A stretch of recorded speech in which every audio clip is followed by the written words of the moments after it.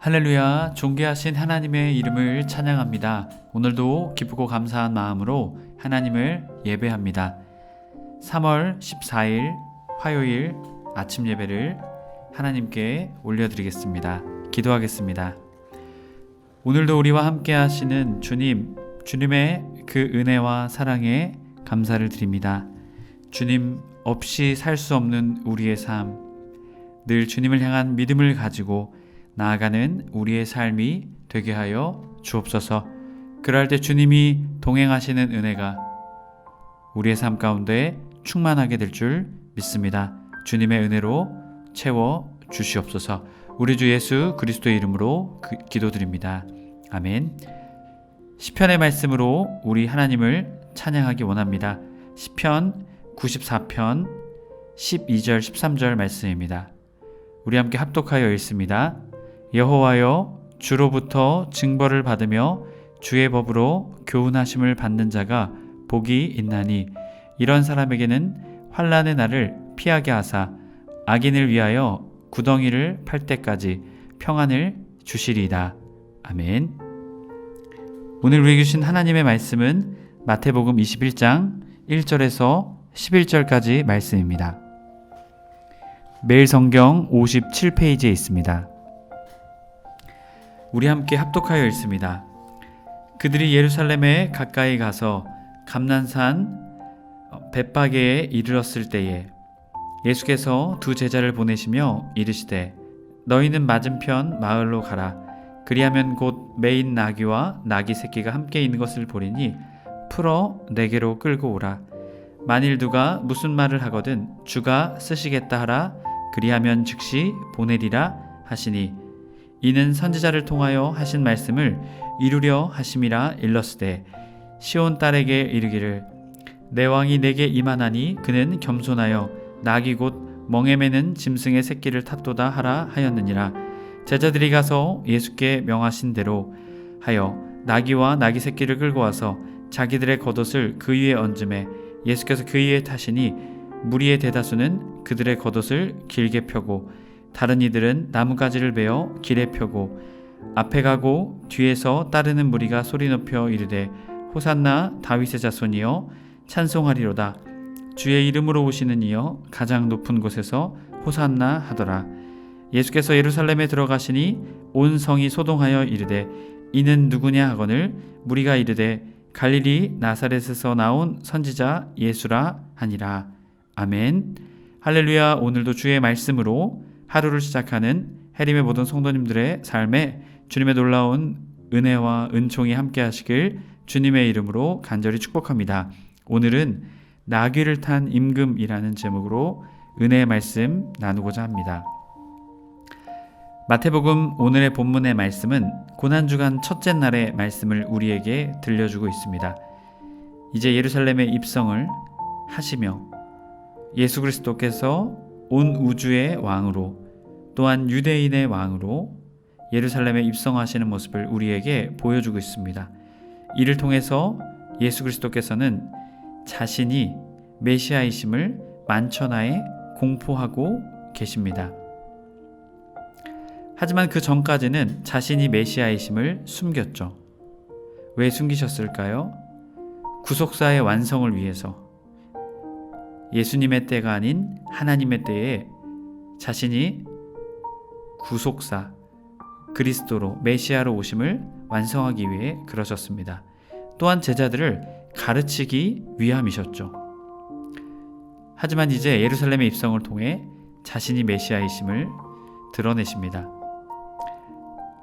오늘 말씀 1절의 말씀, 그들이 예루살렘에 가까이 가서 감람산 벳바게에 이르렀을 때 예수께서 두 제자를 보내시며, 감람산은 구약과 연관되어 있습니다.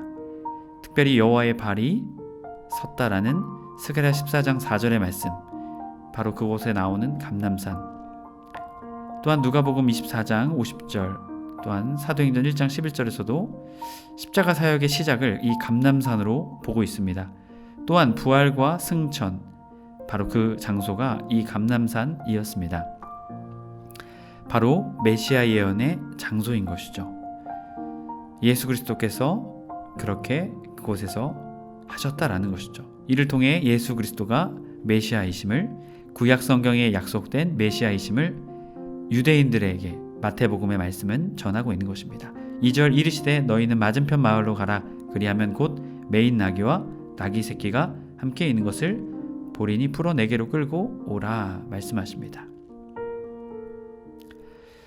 자, 마가와 누가의 말씀. 오늘 우리가 읽는 본문은 마태복음이지만 마가와 누가는 나귀 새끼를 강조합니다. 하지만 마태는 나귀와 나귀 새끼, 이것을 강조하고 있죠. 왜 그럴까요? 이 마태복음은 유대인들을 향한 복음의 말씀이기에 구약의 말씀을 그대로, 구약의 말씀의 성취를 강조하기 위해서 나귀와 나귀 새끼를 언급하고 있는 것입니다. 특별히 예수님께서 왜 나귀 새끼를 타셨을까요? 말이 아닌 나귀, 말은 전쟁에 사용되었다면 나귀는 농사와 짐, 수송, 바로 평화를 상징하는 동물이기에 바로 나귀 새끼를 타고 오셨다라는 것이죠. 이것은 다시 말해서 정치적인 메시아가 아닌 하나님과 우리를 화목하기 위한 메시아, 하나님의 구속사의 메시아로 이 땅에 예수 그리스도께서 오심을 우리에게 보여주고 있는 것입니다. 평화의 왕으로, 겸손의 왕으로 이 땅에 나귀 새끼를 타고 오심을 통해 우리에게 보여주고 계신 것이죠. 자, 그것을 끌고 오라 말씀하신 주님. 이어지는 3절 만일 누가 무슨 말을 하거든 주가 쓰시겠다 하라. 그리하면 즉시 보내리라 하시니, 여기서의 이 주는요, 호 퀴리오스, 주인, 지배자, 그 주인이라는 표현입니다. 자, 여기서 이 표현은 무엇일까요? 나귀도 피조물이죠. 이 피조물의 진정한 주인이 누구라는 것을 말합니까? 예수 그리스도다라는 것이죠. 이 땅에서의 주인은 청직이다라는 것입니다. 자, 이것을 통해서 자신이 구약의 메시아뿐만이 아닌 창조의 주역의 성자 예수 그리스도, 만물의 주인이신 예수 그리스도, 삼위일체 하나님 되신 성자 예수 그리스도를 우리에게 말하고 있는 것이죠. 구약 성경의 예언의 성취자, 바로 예수 그리스도이심을 우리에게 보여주고 계신 것입니다. 자, 4절 말씀, 이는 선지자를 통하여 하신 말씀을 이루려 하심이라. 자, 여기서의 되다, 이 표현은요, 게고넨이라는 뜻인데요, 되다, 일어나다, 현재를 강조하는 것입니다. 바로 그것이 현재 이루어졌다라는 것을 우리에게 말하고 있는 것이죠. 구약의 성취자, 선지자들을 통해 말씀하셨던 그 구약의 말씀을 이루려 하시기 위해 그러셨다라는 것이죠. 자, 5절 말씀, 시온 딸에게 이르기를 내 왕이 내게 임하나니 그는 겸손하여 나귀 곧 멍에 매는 짐승의 새끼를 탔도다 하라 하였느니라. 자, 여기서 앞선 이루려라는 단어, 플레로데, 가득하다, 완전하다, 하나님의 말씀이, 예언이 성취되다라는 것이죠. 바로 그 성취로서 어떻습니까? 나귀 새끼를 타신 것이죠. 특별히 이 시온이라는 표현, 이것은 요새라는 뜻이기도 합니다. 특별히 예루살렘에 있는 산들 가운데 하나인데요, 이 시온이라는 것은 예루살렘 전체를 의미하는 말로도 많이 사용됩니다. 그리고 딸은 뒤가트리, 어떠한 지역, 어떠한 도시, 또한 그곳의 주민을 의미한다라는 것이죠. 바로 예루살렘의 백성들아 라는 표현입니다. 내 왕이 내게 임한다. 너희들의 왕, 너희들의 진정한 왕 메시아가 너희 가운데 임하게 될 것이다. 그는 겸손하여 어떻게 합니까? 나귀의 새끼를 탔다. 그것을 통해서 예수 그리스도가 진정한 메시아이심을, 특별히 겸손하여, 프라우스, 온유, 겸손, 평화의 왕, 정치적인 메시아가 아닌 구속사 예수 그리스도, 하나님의 아들이신 그 죄의 문제, 하나님과의 관계의 문제를 해결하기 위한 진정한 메시아이심을 우리에게 말씀해주고 계신 것이죠. 그 메시아가 예루살렘에 입성하고 계신 것입니다. 이제 십자가를 향한 예수님의 그 발걸음이 시작되었다라는 것입니다. 여러분, 우리 예수님은 이 땅에 우리의 죄의 문제를 해결하기 위해 오셨습니다. 여러분, 그렇기에 예수님은 우리의 모든 죄를 사하고 우리가 영적인 죄와 질병 가운데 빠지기를 원하고 계시지 않습니다. 하나님과 하나 되어 하나님의 뜻대로 하나님의 뜻에 순종하며 살아가기를 오늘도 우리에게 원하고 계신 것이죠. 여러분, 그 예수 그리스도께서 이 땅 가운데 오신 그 뜻, 그 말씀을 늘 기억하며 여러분의 삶을 통해 그 뜻을 나타내는 저와 여러분의 삶이 되길 주님의 이름으로 간절히 축복합니다. 이어지는 6절 말씀, 예루살렘에 입성하십니다. 제자들이 가서 예수께서 명하신 대로 하여 그대로 행하셔. 포이에 산테스, 그대로 행하셨다는 것이죠. 그리고 나귀와 나귀 새끼를 데리고 왔다는 것이죠. 그리고 자기들의 겉옷을 그 위에 얹게 됩니다. 여기서의 이 겉옷을 얹는다라는 것은요, 왕을 영접하거나 왕의 즉위시 또한 그때 옷을 얹었습니다. 그리고 또한 최고의 존경을 표하는 것으로서 이것을 사용하고 있는 것이죠. 하지만 여기서의 관점은 다릅니다. 예수님과 제자들과 무리의 관점은 다르죠. 예수님은 메시아, 그들의 죄, 그들의 그 모든 하나님과의 단절된 모든 것을 해결하기 위한 메시아이셨지만 제자들과 무리들은 정치적 메시아로 생각했습니다.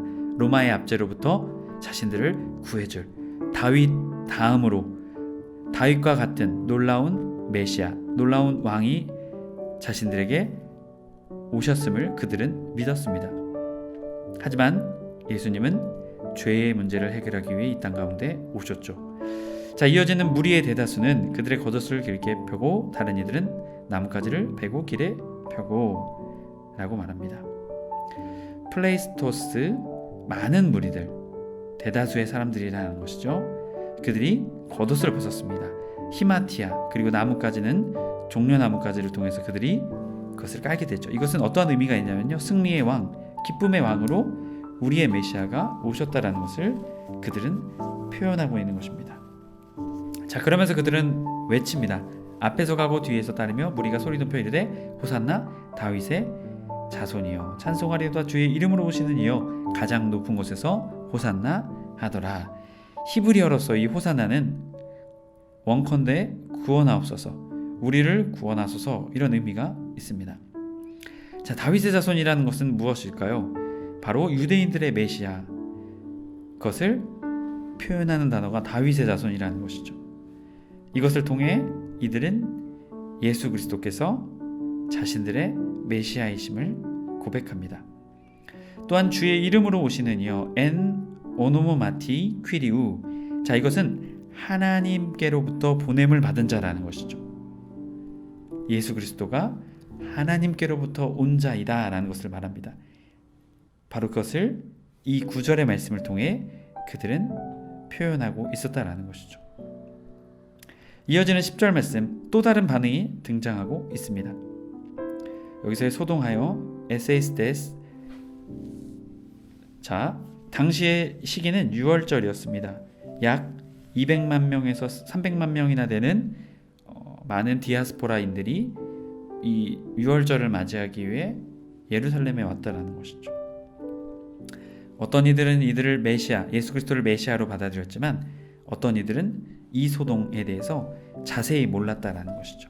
하지만 이 소동은 쉽사리 사그라들지 않았다라는 것을 말씀을 통해 알게 됩니다. 자, 그러자 누구냐라고 묻습니다. 그러자 11절 무리가 말하기 시작하죠. 무리가 이르되 갈릴리 나사렛에서 나온 선지자 예수라 하니라. 자, 누구냐? 메시아, 다윗의 자손. 자, 구약에 약속된 메시아이다라는 것을 말하고 있죠. 하지만 온 무리들은 예수 그리스도를 온전히 알고 있지 못합니다.